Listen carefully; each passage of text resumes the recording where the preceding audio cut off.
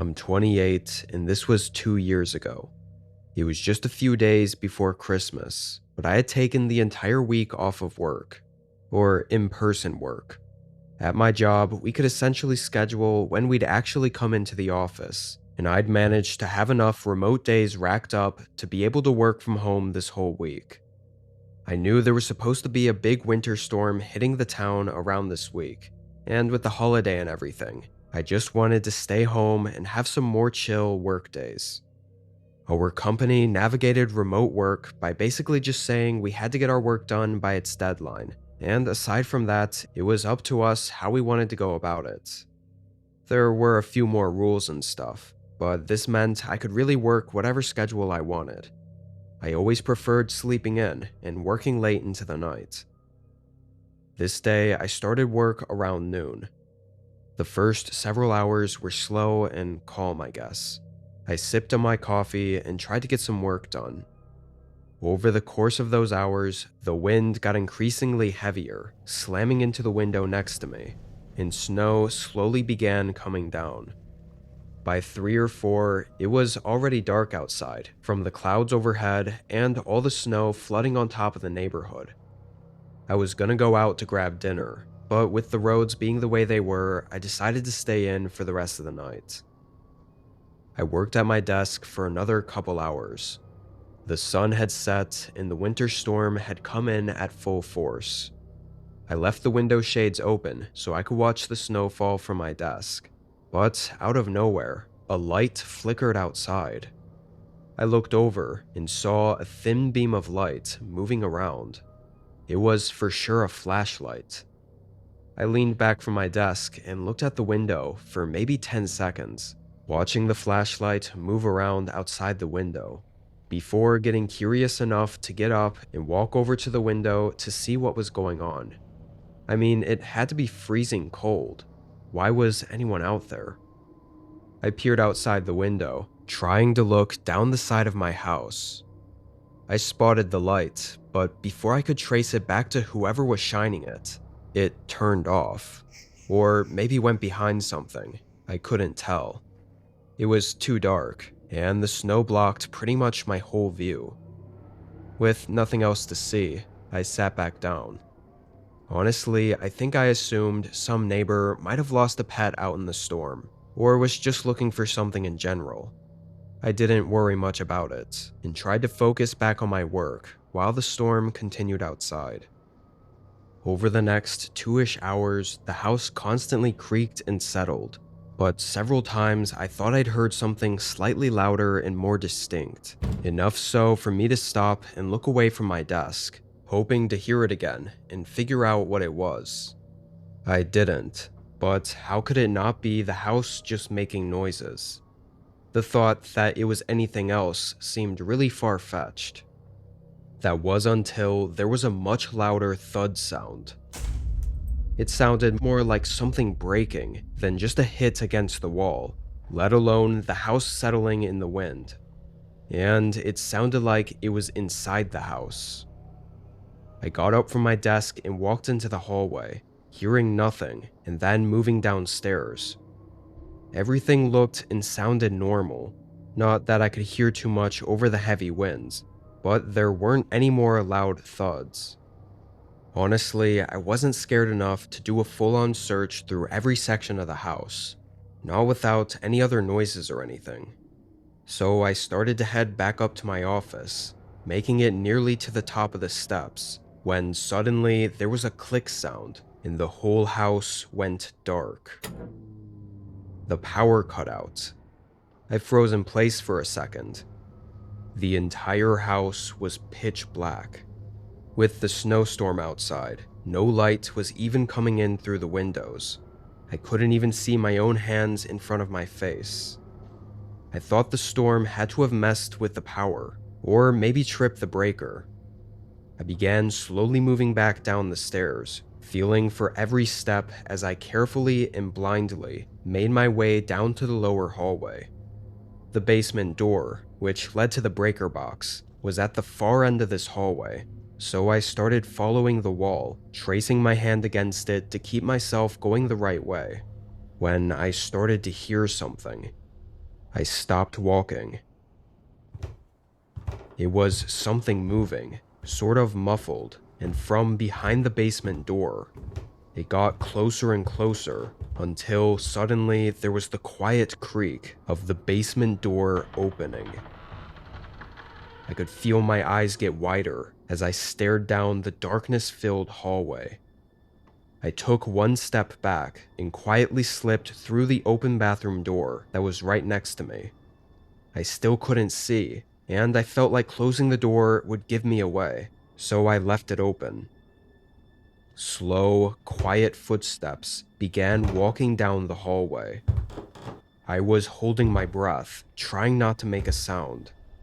The footsteps came closer and closer until I felt they were just outside the bathroom I was in. Then the footsteps passed right by the open doorway. I never even saw them, walking just 2 or 3 feet from me. That's how incredibly dark it was. The footsteps continued to slowly move through the hallway until they reached the stairs, and from then on, it was carpet, so I couldn't hear anything at all.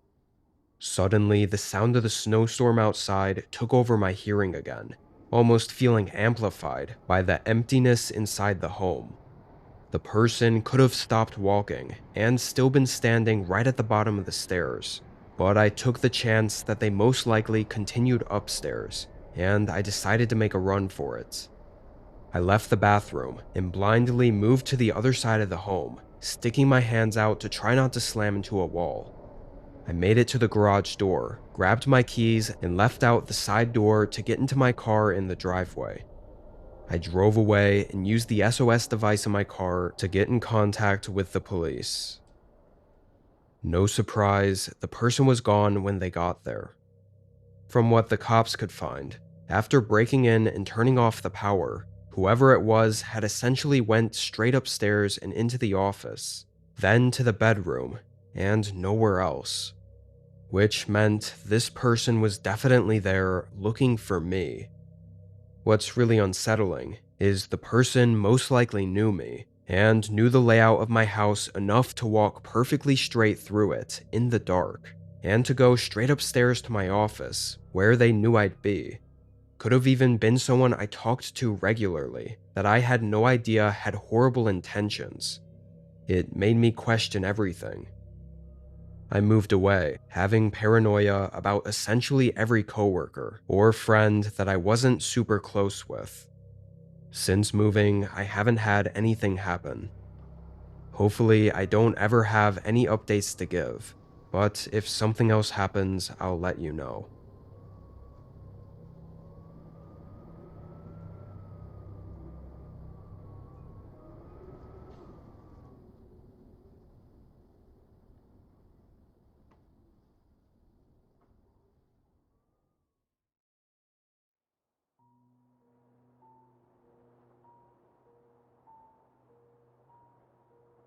I'd been driving since early morning, trying to make it from Minneapolis to my sister's place in Montana before the weekend. It was supposed to be a quick winter trip. Just me, my old but trusty Subaru, and some crappy gas station coffee. Everything was fine until the snow started falling once I got a little further north, and into the more isolated parts of the highway. It wasn't too bad to start, just some light snowfall here and there, but it ramped up pretty quick around the time the sun went down. It became almost a wall of white that even my headlights were having trouble cutting through. After an hour of this, the road was fully covered in snow, to the point where it was really hard to tell if I was even staying on the road. With how stressful it was, I told myself I'd pull off at whatever the next place was, so I could wait out the blizzard. Once I decided that, I think it was 15 minutes later that I barely saw a light on the side of the road. It was snowing so hard I couldn't even read what it was before turning in. The parking lot was small, but had 3 cars in it. One noticeably buried in the snow, and the other 2 looked like they'd pulled in not long before me. I parked, and from there I could see from the shape and look of the building that it was some kind of roadside cafe. I was hoping for a motel, but figured if I was going to be stuck waiting here anyway, I might as well head in and grab some more coffee. I got out and walked through the blizzard. I hurried inside, nearly freezing already. This definitely wasn't the kind of place I was used to, or ever been to before, being a city person, so I felt very out of place. It was a very small, old-fashioned cafe with a bar near the front. Two men were sitting there with coffee, and one woman working behind the counter. When I opened the door, though, it was very quiet inside. None of them were talking or anything. However, they all looked over at me and greeted me right away. Felt like I walked in during an awkward silence or something. I thought I was just overthinking it, though. I sat next to the men. Turned out both the guys had the same idea as me, pulling in to escape the blizzard. I ordered a coffee from the woman working there and took the mug over to a seat by the front window, watching the snow continue coming down outside and covering our cars. I also had a weird feeling about one of the men over at the bar. He was older, maybe 50, and the best way I could describe him is that he looked half dead. I don't know if it was from the weather or boredom, or if he was just having a bad day. Strangely, after I left and sat at the window, all the conversation stopped again, and the place was quiet, just like it had been when I first walked in. We all sort of sat there in silence for a few minutes, before suddenly one of the men got up and said something about trying to reach his nearby cabin before the roads get closed. Nobody else said anything. I watched him through the window, walking out to his car and getting in. He sat inside there for a minute, probably waiting for it to warm up.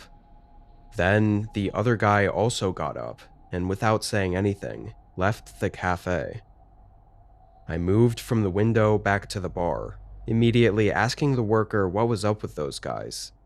She shrugged, saying they pulled in around the same time, and looked like they were arguing in the parking lot before coming inside. From there, they didn't say much of anything. Figured it was just road rage or something like that. I stayed at the bar for a while, talking to her about the blizzard, and just a bunch of small talk. Over those 30 minutes, nobody else walked into the cafe. Eventually, I made my way back to the window to check on the snow and see if it had settled a bit. That's when I saw both of the men's cars still there. However, neither of them were inside the cars or outside the cars. They were just gone. This immediately sent a chill through me because it had been a while since they left the building. No way they were out in the blizzard for that long. I went over to the front door for a closer look, then decided to take a few steps out and look around. The sharp cold instantly hit my face, and the snow, while not as bad as before, still made it difficult to see. Aside from the harsh winds, it was quiet out there. No signs of either of the men. It actually gave me a really uneasy feeling, to the point where I wanted to leave. I dragged my legs through the snow to my car. Plan was to turn it on and let it warm up while I waited back inside before leaving. But it wouldn't start. Not like it was struggling to start, though. It wouldn't even turn on in the slightest, or make any sounds when I turned the key. It had only been maybe 40 minutes since I'd arrived at the cafe, and my car hadn't had a single issue before this night. My gut knew one of the men had something to do with this. I know maybe at this point that sounds crazy, like I was being over-skeptical from the jump, but I just knew it somehow. And then, as I sat in the seat, still trying to get it to turn on, I saw someone. One of the men walking out of the woods behind the cafe. He wasn't much more than a dark figure covered by the darkness and the blizzard of snowfall, but he was heading back toward the cars. I quickly got out and rushed inside, turning the lock on the front door. The woman asked me why I did that and what was going on, to which I quickly explained and told her to call 911. She seemed unsure, but did it anyway. A minute later, the man showed up at the door. He tried to walk in, pressing on the door. When he realized it was locked, he made eye contact with me through the glass and banged on the door. His eyes were bloodshot and his face was pale, but he still had that half-dead look. Through our eye contact and the door being locked, I think he knew that I was onto him, or whatever the hell it was that was going on. He didn't stay more than 10 seconds before running to his car. When the cops made it, only 3 cars were in the parking lot. Mine, the woman's, and the other man's. The creepy guy made it out. Unfortunately, this night didn't end on the typical he got away before anything happened. The officers followed some faint tracks in the snow into the woods behind the cafe and found the body of the other guy. None of his things were missing though. It looked like it was just an act of violence. And just as disturbing, his car wouldn't start either. They found that it had the exact same issue that my car had, which was the ignition line being deliberately cut. So with all that info found out, the story pretty much told itself. When both men pulled in that night, at some point the creepy guy cut the line to prevent him from leaving. Then he just waited for him to head back outside, where he then followed him out, and of course, with the car not turning on and there being no escape, he was either dragged into the woods or had tried running away. Regardless, it all ended the same. And with the heavy winds from the blizzard, me and the woman inside had no clue any of it was going on, just 20 feet outside the front doors. But at some point during the 30 minutes before I noticed anything, the man had also cut the line on my car, which likely means he had the same plans for me that night. I was able to make it safely to my sister's place, but aside from a few phone calls to check in on me, I never heard anything about the man being found. Don't think I'll be going on any road trips around winter again though. And thinking about the image of that man walking out of the woods through the blizzard toward me, now knowing what he truly intended, still gets my heart racing.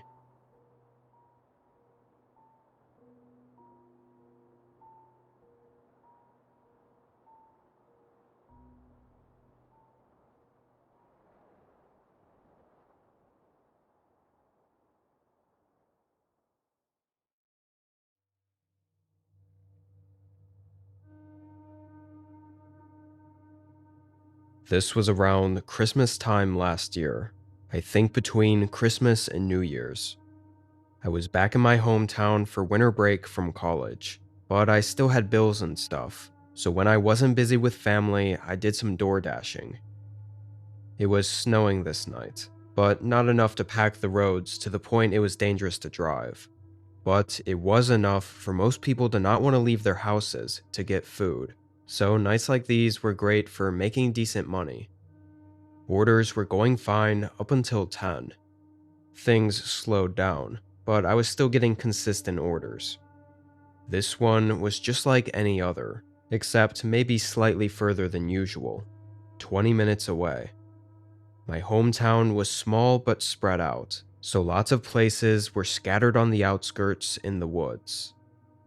However, when I pulled up to where I was supposed to deliver this order, I was a bit unsure about it. The directions had led me off the main road and onto a smaller forest road, eventually to a spot where it looked like there was supposed to be a gravel driveway, going deep into the trees.